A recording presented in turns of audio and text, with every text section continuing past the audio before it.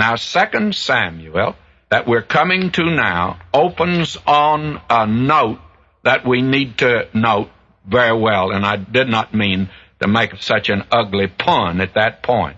This book, by the way, that we're entering now of 2 Samuel, it's full of David, as the New Testament is full of Christ. It's given over entirely to the reign of King David. And we find in 1 Kings some records of the few declining years and death of David, but we have the life and times of David here in 2 Samuel, and they are important because he is the ancestor of Jesus, and he's the type of the Lord Jesus as king, and also, friends, he's a great king, a great man, and we can learn many spiritual lessons from him. And also the book of Psalms was largely composed by David out of the experiences of his life that are recorded here. And again, that makes this all important for us, by the way. Now we're going to meet many new characters in this book. And they are characters that you and I ought to get acquainted with. And we're going to have now, in the first 10 chapters, the triumphs of David.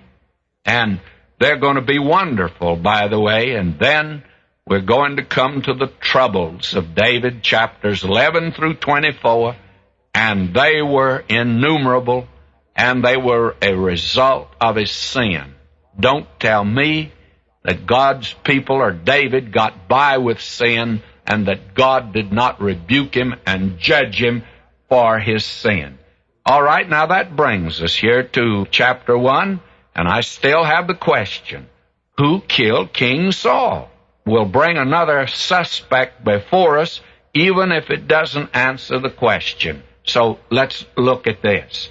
Now it came to pass, after the death of Saul, when David was returned from the slaughter of the Amalekites, and David had abode 2 days in Ziklag, it came even to pass on the 3rd day that, behold, a man came out of the camp from Saul with his clothes rent, earth upon his head, and so it was, when he came to David, that he fell to the earth and did obeisance.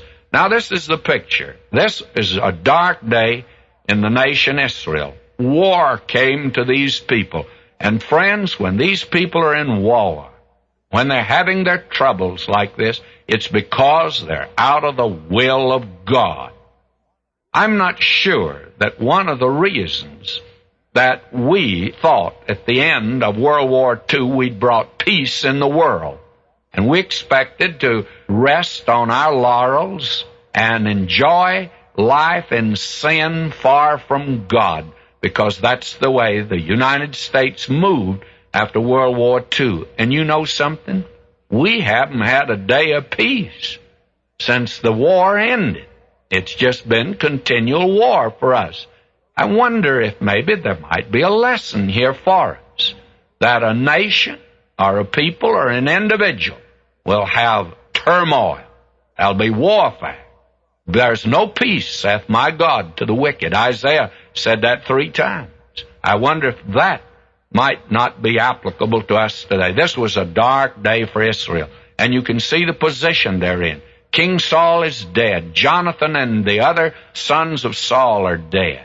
They have lost the battle. The Philistines have taken all that northern area around Galilee.